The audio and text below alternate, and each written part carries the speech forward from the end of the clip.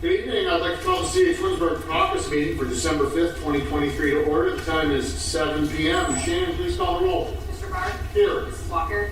Present. Mr. Post? Here. Mr. Bonacci? Here. Mr. Carey? Here. Mrs. Laddie? Here. Mr. Bell? Here. Thank you, Shannon. Do we have any presentations this evening? There are none. All right. Do we have any items for discussion? Council? No, sir.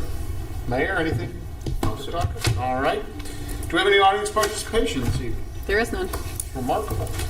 That moves us on to pending legislation. We're going to start this evening with Resolution 113, 2023. This resolution is the quarterly acknowledgement of receipt and review of the financials for July, August, and September 2023. This will be on its third and final reading this evening. Any questions on 113? Scott, I have a question on that. Mr. Bonacci, yes, sir. On account of I was not on council during that time frame, maybe this is a question for the law director.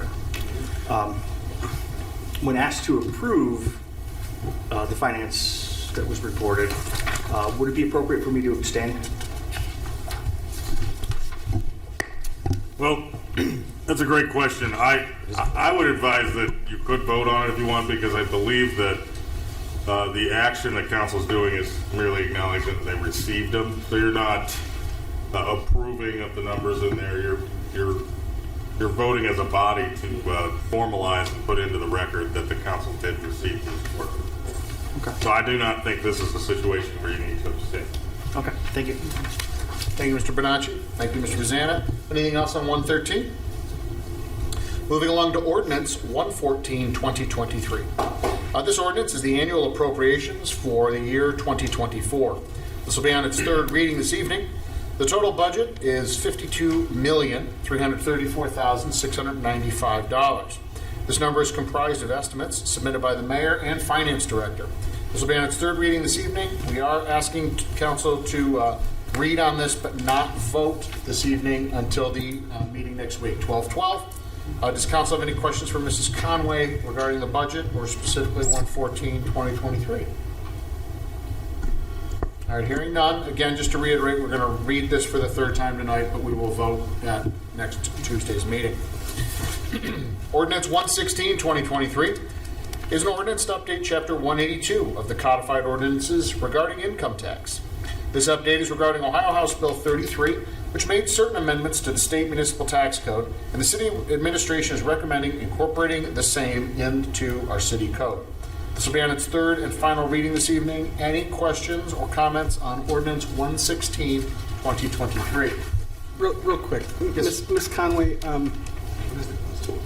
in addition to just kind of making us consistent with the state, how do you see this affecting kind of the city of Twinsburg? Or is that too broad of a, if it's too broad, that's fine. So most of the changes that were made are really the result of work from home Yep. policies. I think we've seen through our income tax collections that has not affected Yeah. us the way that We feared. was anticipated. Our income tax collections I was going to present this later, but around 1.2 million over what our estimate was for this year. We just got our advance for December in. I don't think it's going to have the negative effect that was anticipated. Thank you. I appreciate it. Wonderful. Any further discussion on 116? All right, hearing none, that moves us along to Ordinance 121, 2023. This ordinance proposes amendments to Section 1103.11 and Chapter 151 of the Code concerning the City's Environmental Commission, with the primary purpose of clarifying the Environmental Commission's duties, as well as working to establish a structural consistency across the city's various boards and commissions. Because a portion of the proposed amendments impact text of the Planning and Zoning Code, a Planning Commission reviewed this ordinance at their meeting last night.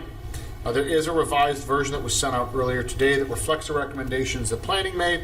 Mr. Vizana, could you please elaborate on those specific changes? Happily.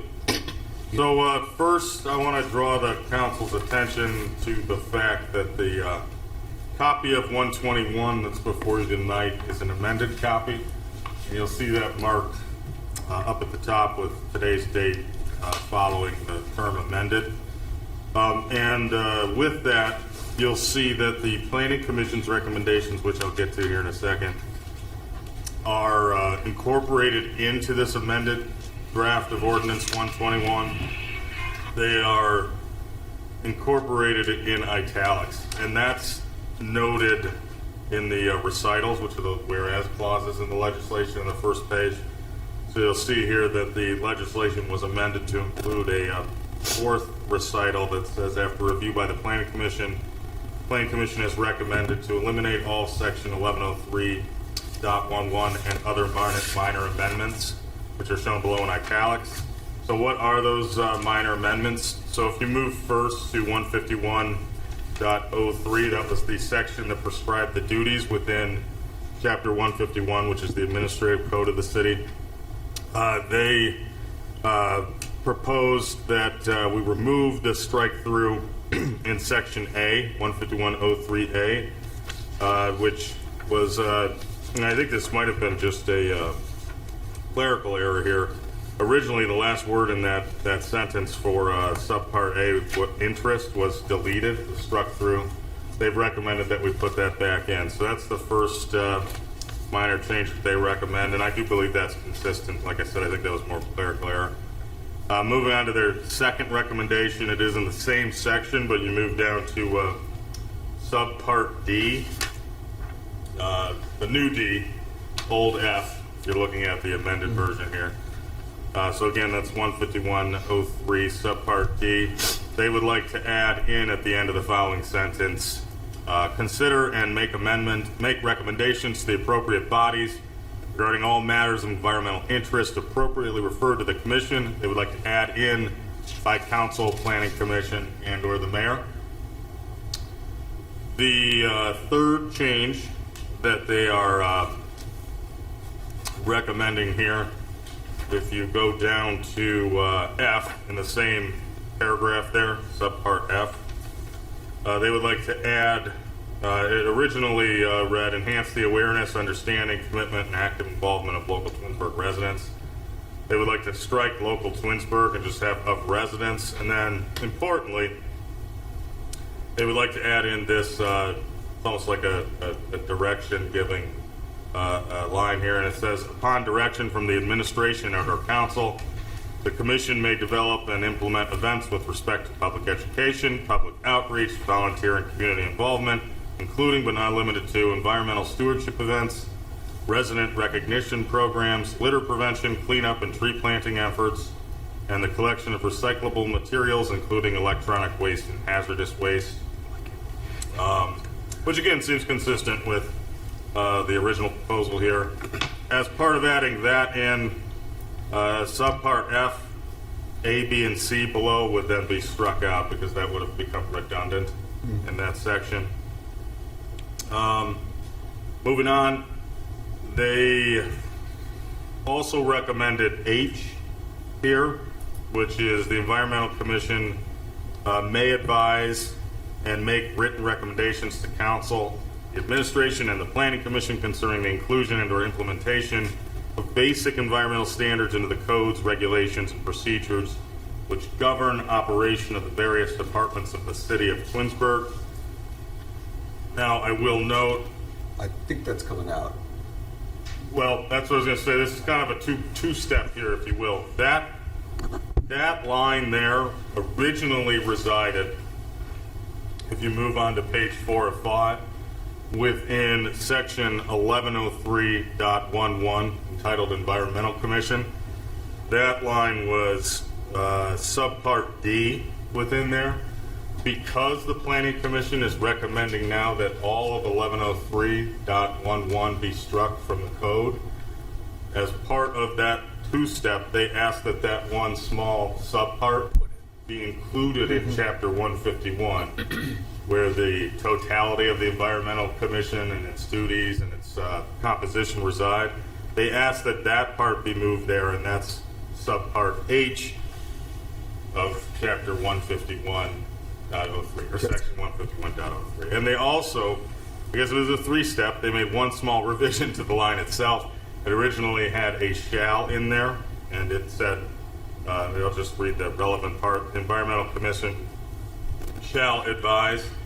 They asked that that become may advise as opposed to shall. Shall being, I guess you would argue, a more mandatory sounding word in that context as opposed to a permissive or aspirational So word like they that. can make recommendations, they don't have to, based on this language. That's correct. So the last two things I'd like to note that I think are important for council's consideration tonight as you roll along and reviewing whether or not these changes are going to be appropriate for the city. First and foremost, there will be a public hearing scheduled in January. I'm drawing a blank on Ninth. the 9th. So there will be a public hearing before this council on January 9th. And then also I will note that to Mr. Bellin's question, none of these changes here are making any type of mandatory referrals or obligations for the Environmental Commission to review projects and so forth. The heart of this is to really bolster the idea that the Environmental Commission, at least in past practice, has acted as a, I don't know if this is the appropriate way to say it, but a think tank of sorts of how to really make sure that the city always keeps an eye on environmental interests and environmental concerns and acts as a bastion of thought and ideas for that. And these changes, I would say, especially these ones from the Planning Commission that are added in, make clear that the Environmental Commission is a resource that can be detailed by council or the mayor for various boards and commissions, frankly, upon approval by council or the mayor, to study those matters and make recommendations as needed for any projects that our leaders so see fit. So at that, happy to answer any questions, or if there's anything I need to get further information on, I can do that and report back at the next meeting. Like I said, we're not asking for any action on it tonight. We still need to hold a public hearing in January, indeed, before we could even take any action. Mr. Post, did you have a few things you want to add? Yeah, Especially being involved in the environmental. Yeah, I was there last night, and one of the reasons for taking out 1103 completely is because if the Environmental Commission is even remotely involved in the Planning Commission, if it's even a section, why even have it? Because then it implies that the Planning Commission might at some point want their opinion on it, right? In 151, it says that we can, ask them for recommendations anyways, so why even put it in there that they're part of planning? So take it out completely. I do think, though, so you sent this out earlier, but there was a lot of conversation this afternoon. I don't know, were you in on those emails this afternoon? There were a lot of emails. I don't believe so. Yeah, there were a lot of emails this afternoon, a lot. And part of the problem is there was so much conversation last night about this that we're like, all right, Lynn will come here today and just help clean it up. And then there were so many more emails this afternoon about this, and that's why I think H is going to be taken out. If you look here, it says that the Environmental Commission can advise and make recommendations about basic environmental standards into the codes, regulations, and procedures. One of the conversations we had was the Environmental Commission is a bunch of residents who are not necessarily qualified or have certifications to actually give standards to the codes and regulations. There are organizations. Professional opinions Yeah, on projects. exactly. And if they're going to want professional opinions about that, it's not going to come from the Environmental Commission. The Environmental Commission is more community outreach and volunteerism and education, as opposed to the specifics of what are the codes. On any project, we're not going to call the Environmental Commission and say, hey, what is that's what the, all these outside organizations do. And so I think H might be coming out. Okay. Because it might be coming out. So, it sounds like we've got some revisions ahead. Yeah, Lynn said today, I believe she said she's going to rewrite this and try to get it out to us in the next couple days so it's clearer. So we're going to read this for the second time this evening. Okay.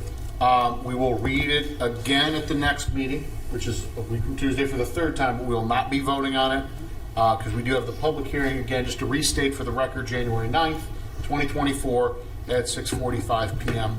Is there anything additional on 121 tonight, or it sounds like definitely more forthcoming for the council? There's more coming. Okay. Wonderful. Thank you, Mr. Post. Thank you, Mr. Rosanna.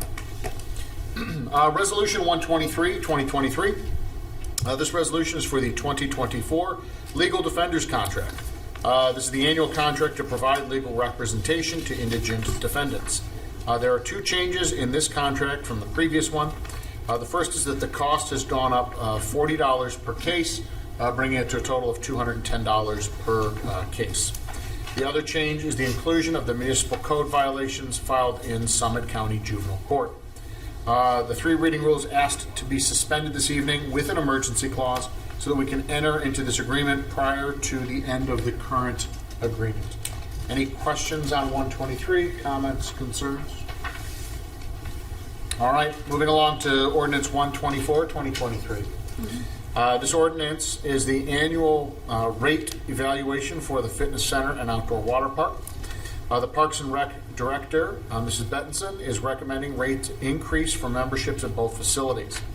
The rates assist the department to continue cost recovery efforts of the operation. Specifically, the proposed fitness center rates will increase 5% on January 1st, and an additional 5% on June 1st for residents. The township resident rate will increase by 15%, and other non-resident rates will go up 20% on January 1st. The water park has always offers options for a preseason rate, which increased 10% for residents and 15% for the township in Reminderville. Season rates went up the standard 30%. They consistently increase each year. Mrs. Bettinson is here tonight. Any discussion or questions for her? Yeah, I'll start off. Mr. Post. All right, thank you. So when I originally saw these, I'll be honest, I was very concerned because, when you see 10%, 15%, and 20% increases, those are very, very high.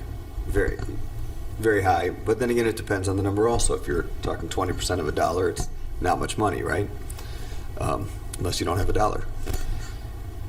And then Mrs. Labby and I met with Jennifer earlier and heard her rationale for why we're having these increases. Part of the rationale is because, number one, we have a lot more expenses. There are a lot more expenses with salaries, a lot more expenses. In general, there are a lot more expenses. Number two, if you're trying to keep it, where we're not subsidizing it all, you have to weigh out what is your goal. Is the goal to have subsidy or not have subsidy? I don't think the goal is to make money. I think the goal is to not have subsidy. And so I'll be honest, I'm conflicted. I am much less conflicted after we talked. You know what I mean? I am much less conflicted. But again, when you have numbers this large, is it necessary right now? And I do agree that there's an increase that is necessary. I agree with you 100%. I mean, I don't know if 20% or whatever. But after talking to Ms. Bettinson, she was explaining that there are much fewer non-residents than there are residents.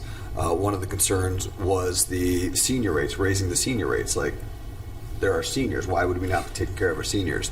Little did we know that 90% of our seniors, 90% are silver sneakers. Right. So it's when we raise that rate, it's not like we are affecting all these seniors. And all these seniors are going to be like, well, I can't use it anymore. 90% aren't paying for it anyways. They qualify for silver sneakers. And I think that when you get all of that information, it makes you take a step back and go, all right, there's logic behind this. Mm-hmm. And I know that when I read it at first, I was just like, wow, it just seems like a huge increase. But maybe it's not as huge as I think. I don't know.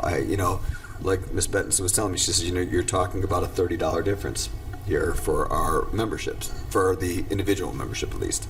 So. Yeah, if you want to clarify that. $52 per year at the end of 2024. So that equates to $4.33 a month on an annual membership. Township in Reminderville is $65 per year. That's $5.41 a month increase. Non-residents, $99 a year, $8.25 per month. Seniors went up $1 per month, okay? So when you're looking at it, we have to look at it as the residents still have the burden of that building because it belongs to the city of Twinsburg. So I don't want to punish anyone, but we do need to continue in our cost recovery efforts so that we don't continue to draw on those taxpayer dollars any more than we have to. And we have to be able to participate in the costs of that building. We had also at one point did not do an annual rate increase. In fact,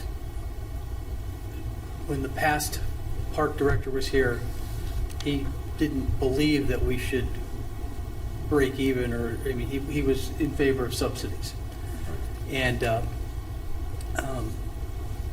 So we had an adder that was, I think it was 3%. It was 3% until 2021, we changed So it. we had a 3% adder, which was the max we could do without doing more legislation, and we didn't keep up. We did the same thing with the outdoor pool probably half a dozen years ago, where we had a significant increase because we were running a pool that we couldn't fit people into at a loss.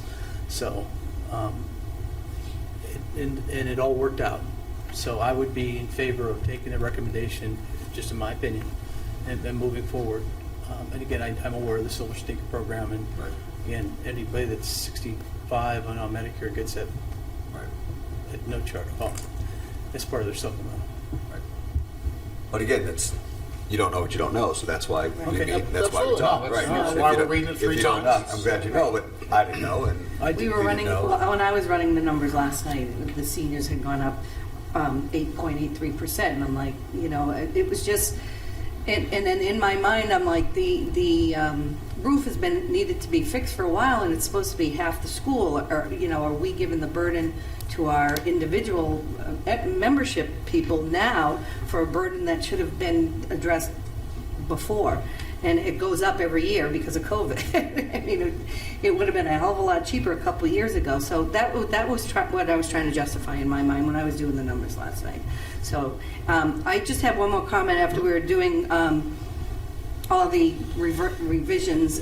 And in my mind, I forgot to make a note of this, but it says, whereas in 2023, it says, whereas the Parks and Recreation Commission, and the Parks and Recreation Commission actually has nothing to do with, right? I mean, because I'm on the commission, and we didn't discuss In this. the past, in the past, other committees of rec had presentations of this and would get a recommendation. Well, I'm just saying, I was on Parks and Rec, and we didn't even I- discuss this, so it says, has recommended amendments, so I'm just wondering if that should be changed. Yeah, we can take a look into that. Yeah, because That might have really, been Parks and boilerplate Rec from the had last nothing time to we do did with it also. Yeah, that's all. I mean, it was just something I read last night, and I'm like, I should have made a point out of it.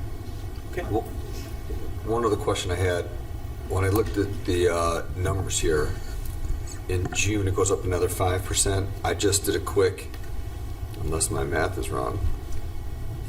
Awesome. Right. Family of 2 is 434. I didn't look through all of them, and family of 2 down below is 452, but that's actually not a 5% increase. It's less than 5%. So is that intentional, not intentional? I'd have to run the numbers again. Yeah, I just might want to just double check those numbers because I think some of them are just not. So basically, it's $84. When you go down, you're adding $84. So when you're in the city, you're adding $84 to that, and then we're rounding up to the nearest dollar. Okay, so it's not actually 5% across the board. 'cause- No, it's 5% on individual, and then it's $84 from there. Okay, that makes sense. Okay. Well, it says they're all going at 5%, but they're not, so that's okay. That's perfect. I just want to make sure you were aware of that, that's all. Okay.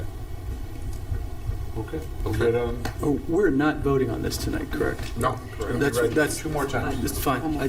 I had it that we were not voting on this. And You go home now, Jen. thanks, Jen. Thank you, Jen. Oh, Mr. Bernacci, you have to call on Jen. Forgive me for being delayed, and the question I have relates to the hours, the staff, and the 24-hour access.